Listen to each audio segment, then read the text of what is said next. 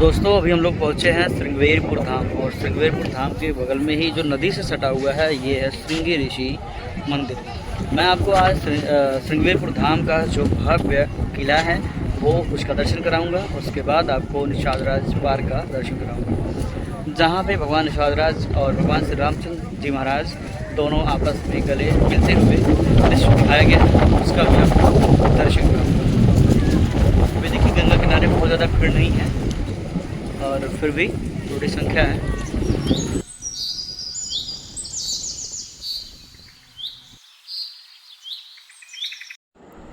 तो दोस्तों अब हम पहुंच चुके हैं श्रृंगेरपुर घाट। बिल्कुल घाट के पास में ही है, घाट दिख रहा है।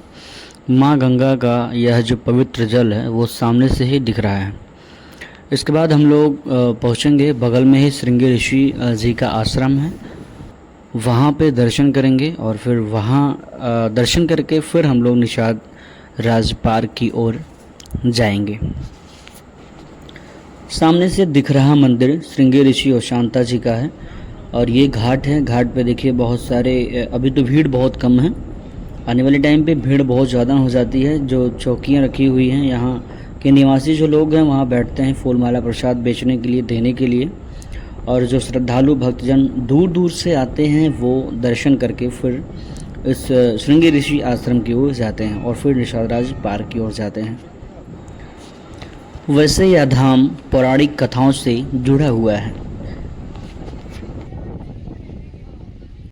अब हम जा रहे हैं श्रृंगी ऋषि और माता शांता जी के मंदिर की ओर।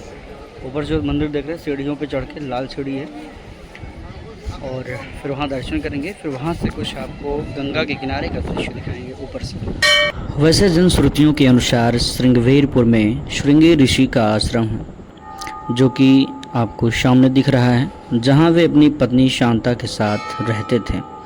कौशल्या की बहन वर्षुड़ी और उनके पति अंग देश के राजा रोमपद की कोई संतान नहीं थी, अतः इस दंपति ने शांता को गोद लिया था।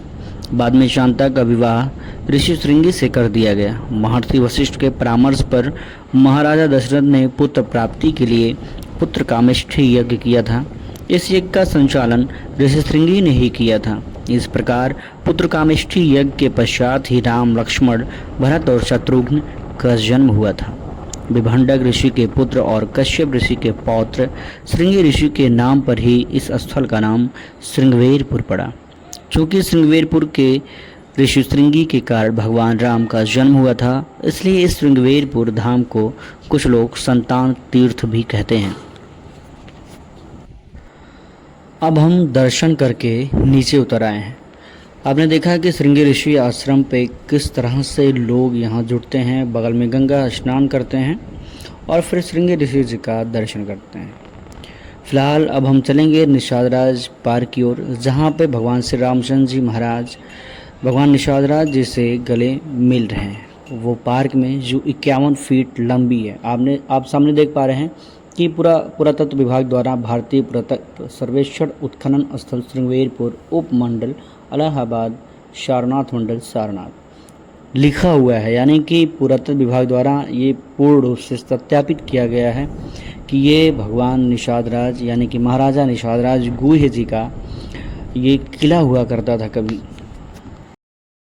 और अब हम पहुँचे हैं निषाद राज जी की किला पे, जो बहुत पहले ही ढह गया है, पर उसके कुछ अवशेष टाइप के नज़र आते हैं जहाँ हम पहुँचे हुए हैं। इतना ही नहीं, भारतीय पुरातत्व विभाग के महानिदेशक डॉक्टर बीबी लाल और उनके सहयोगी इनके दीक्षित के निर्देशन में साल 1977 से लेकर 1978 में श्रृंगेरपुर यानी कि श्रृंगरौर में हुई खुदाई के दौरान अवशेषों से यह जानकारी मिलती है कि प्राचीन काल में श्रृंगेरपुर कभी वैभवशाली नगर हुआ करता था। यहाँ उत्खनन के दौरान पक्की ईंटों से निर्मित एक आयताकार तालाब मिला है, जो कि आप सामने देख पा रहे हैं। इस तालाब में उत्तर की ओर से जल प्रवेश और दक्षिण की ओर से जल निकासी के लिए नाली बनाई गई है।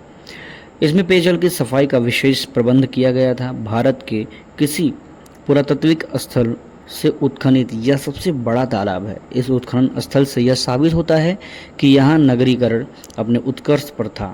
इतना ही नहीं, इस जगह से गहरवार वंश के शासक गोविंद चंद के 13 चांदी के सिक्के, आभूषण, तलवारें और अन्य स्मृतियाँ मिली हैं। इस स्टोर में हम आपको निषाद राज गुहे जी की राजधानी श्रृंगेरपुर से जुड़े इतिहास की जानकारी दे रहे हैं। इतना ही नहीं, इस स्थान के बारे में जब पता चला तब पुरातत्व विभाग द्वारा इंदिरा गांधी के कार्यकाल यानी कि 1977 में यहाँ पर खुदाई का काम शुरू कर दिया गया। वह खुदाई लगभग 4 सालों तक चली और 1981 में बंद कर दिया गया। इस खुदाई में कई मिट्टी के बर्तनों के अवशेष मिले। इसके साथ ही ईंटों से बनी हुई दीवार की संरचनाएं गहरी विश्लेषण करने के बाद यह पता चला कि जो ईंटों से बनाई गई यह संरचना एक प्रकार की नहर थी, जो गंगा नदी से हाइड्रोलिक तकनीक के द्वारा पानी को नहर तक उठाती थी। और अगर हम बात करें कि श्रृंगेरपुर में मिले अवशेष कितने साल पुराने हैं, तो आप कह सकते हैं कि आज से 3000 साल पहले यानी कि 1000 ईसा पूर्व से लेकर शुंग, कुषाण और गुप्त काल में प्रयोग होने वाले मिट्टी के बर्तन और मूर्तियां के अवशेष यहां पाए गए थे। पहली सदी ईसा पूर्व के आसपास लगभग 300 सालों तक इस स्थान पर सभ्यता अपने चरम पर विकसित हो चुकी थी। वैसे श्रृंगेरपुर से जुड़ा रहस्य क्या है, क्या हो सकता है, क्योंकि यहाँ की जो धीरे धीरे सभ्यताएं हैं वो किस प्रकार से ख़त्म हो गई। हो सकता है कि यहाँ का जो गंगा यानी कि गंगा की जो नदी बहती है उसके बहाव के कारण यहाँ की सभ्यताएं धीरे धीरे ख़त्म हो गई हों, या फिर कह सकते हैं कि किसी राजा के आक्रमण, विशेष रूप से तुर्कों के आक्रमण की वजह से यहाँ की सभ्यता हमेशा के लिए विलुप्त हो गई हो। वैसे अगर हम बात करें कि श्रृंगेरपुर का आज क्या महत्व है वर्तमान समय में यानी कि 21वीं सदी में क्या महत्व है, तो आप कह सकते हैं कि आज श्रृंगेरपुर प्रयागराज का एक प्राचीन धार्मिक स्थल है।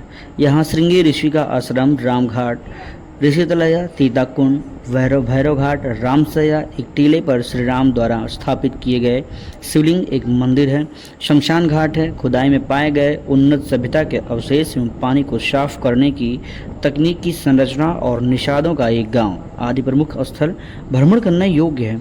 साथ ही उत्तर प्रदेश सरकार द्वारा यहाँ पर एक विशाल निषाद राज पार्क बनाया गया है, जिसमें श्री राम और केवट जी गले मिलती हुई एक भव्य 51 फीट की प्रतिमा नजर आती है, जो कि आप सामने देख पा रहे हैं। दोस्तों, आप देख पा रहे हैं कि नाव में 5 लोग सवार हैं, जबकि हम लोग गलतियां करते हैं, अधिकतर फोटोज या बनाते हैं या फिर देखते हैं जिसमें 4 लोगों को दर्शाया गया है। उसमें महाराजा निषाद राज गुहे जी को नहीं दिखाया जाता, नहीं बताया जाता, सिर्फ केवट जी को दिखाया जाता है। तो मैं आपको बता दूं कि रामचरितमानस के अयोध्याकांड में एक चौपाई है कि उतरी ठाड़ भय सुरसरी रेता, सिय राम गुहे लखन समेता, केवट उतरी दंडवत कीन्हा, प्रभु ही प्रेम सहित सभन सकुच कुछ दीन्हा। ऐसे करके चौपाई है, जिस चौपाई का साफ साफ मतलब है कि उसमें 5 लोग रहते हैं। 4 लोग पहले उतरते हैं बालू में, उसके बाद केवट जी बाद में उतरकर प्रणाम करते हैं, दंडवत करते हैं, नमस्कार करते हैं, तब प्रभु सकुचाते हैं कि मैंने कुछ दिया नहीं। आप खुद समझ सकते हैं कि 5 लोग उसमें रहते हैं। दोस्तों नमस्कार, अभी हम आए हुए हैं श्रृंगेरपुर धाम। श्रृंगेरपुर आपको पता होगा कि यहाँ भगवान निषाद राज और भगवान श्री रामचंद्र जी महाराज की गले मिलती हुई एक प्रतिमा है, जो मेरे सामने ही है। अभी वो अपोजिट साइड में है, अगर आपको वहाँ के थोड़ा सा दिखाऊंगा तो ये देखिए आपको देखने को मिल रही होगी, पर साफ नहीं दिख रहा होगा। अभी मैं आपको दिखाऊंगा वो साफ। और भी पौराणिक कहानियाँ जुड़ी हुई हैं। रामायण काल में उल्लेख है या फिर रामायण में उल्लेख है कि भगवान राम, उनके भाई लक्ष्मण और पत्नी सहित सीता जी निर्वासन पर जंगल जाने से पहले गांव में एक रात तक रहे। ऐसा कहा जाता है कि नावकों ने उन्हें गंगा नदी पार करने से इनकार कर दिया था। तब निषाद राज गुहे जी खुद उस स्थल का दौरा किया और जहाँ पर भगवान राम इस मुद्दे को सुलझाने में लगे थे, उन्होंने उन्हें रास्ता देने की पेशकश की। अगर भगवान राम उन्हें अपना पैर धोने दें तो राम ने अनुमति दे दी, और इसका उल्लेख भी मिलता है कि निषाद राज जी ने गंगा जल से पैर धोया और फिर नाव को उस पार ले गए। वैसे तो कहने को बहुत सारे हैं। लोग कहते हैं कि उनके पैर धोने के बाद जल को पी गए। वो जलपान वो नहीं होता है, जलपान वाकई में होता है कि समय अत्यधिक हो जाने के कारण समय जब वो पैर धुल लिए तो भगवान ने खुद कहा कि अब आप सब जाएं और जलपान खुद कर लें। तो मर्यादा पुरुषोत्तम श्री रामचंद्र जी कभी भी किसी को नीचा दिखाने के लिए नहीं आए थे, बल्कि वो अपना मर्यादित पुरुषों में उत्तम बनने के लिए इस धरा पे जन्म लिए थे।